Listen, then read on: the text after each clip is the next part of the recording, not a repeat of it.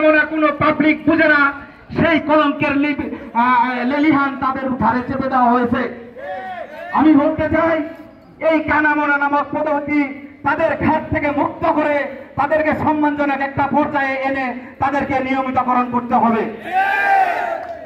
আজকে আমাদের সাথে আমি 22 বছর যাবৎ পল্লী বিদ্যুতে যা সার্ভিস দিয়ে যাচ্ছি, আমি রক্ত দিয়েছি, আমি শ্রম দিয়েছি, আমি আমার মেধা দিয়েছি। আমি এই পল্লী বিদ্যুৎ ব্যতীত অন্য কোনো কিছু চিন্তা করতে পারি নাই, আমাকে চিন্তা করতে দেওয়া হয় নাই। আমি বলতে চাই, এই প্রতিষ্ঠানের প্রতি কারো থেকে আমাদের দরদ কম নয়। আমরা চাই না এই প্রতিষ্ঠান ধ্বংস হোক, আমরা চাই না এই প্রতিষ্ঠান কোনোভাবেই নষ্ট হোক। কিন্তু আরবি নামক প্রতিষ্ঠানটি সেটা বিভিন্ন ভাবে আমাদের মাঝে বিভাজন সৃষ্টি করে আমাদের মাঝে একটা বিভাজন সৃষ্টি করে রেখেছেন। আজকে আমার ভাই লাইনে গিয়ে অ্যাক্সিডেন্ট হয়, আরবির 3 দফায় তদন্ত করে এসে বলে আপনাদের গ্রাউন্ডিং করা হয় নাই। গ্রাউন্ডিং এ তারা ফিরিস্তি দেয়, আপনি যে খুঁটিতে কাজ করেছেন, আপনি আগের খুঁটিতে কেন গ্রাউন্ডিং করেন নাই, পরের খুঁটিতে কেন গ্রাউন্ডিং করেন নাই, এমনকি আপনি যে খুঁটিতে কাজ করেছেন সেই খুঁটিতেও কেন আপনি গ্রাউন্ডিং করেন নাই। উপস্থিত সংগ্রামী বন্ধুরা, আমি আপনাদের সামনে বলতে চাই, এই ফেরেশতি তারা একদিকে পিছন থেকে আমাদের ছুরি মারছে, আর এই নিরাপত্তা নামক পুলিশ শিখিয়ে আমাদের সামনে দিয়ে ওষুধ খাওয়ানোর চেষ্টা করছে। আমাকে কাজ দেওয়া হয় 24টা, আমাকে কাজ দেওয়া হয় 30টা।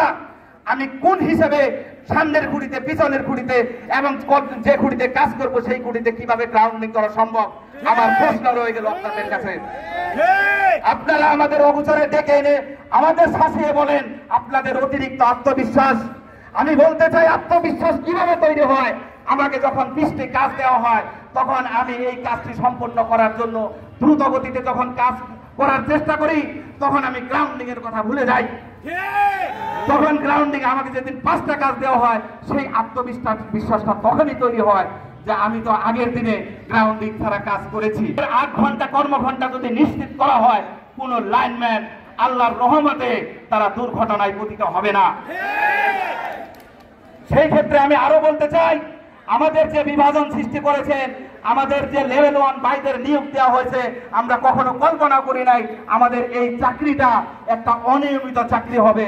কিন্তু আরবি সেইটা নীল নকশার মাধ্যমে সেই আমাদের সুশীল সমাজের কিছু ছেলেরে এখানে ঢুকিয়ে তাদেরকে অনিয়মিত চাকরি করে রেখেছে। আমরা বলতে চাই, এদেরকে যথাসম্ভব তাড়াতাড়ি নিয়মিত করতে হবে। সাথে সাথে আমাদের লাইন শ্রমিক ভাইয়েরা আছে, লাইন শ্রমিক ভাইয়েরা আমাদের সাথে একই তালে একই সাথে সঙ্গ দিয়ে এই বাংলাদেশ বিনির্মাণে তারা জীবন দিয়ে যাচ্ছে, তারা শ্রম দিয়ে যাচ্ছে, তারা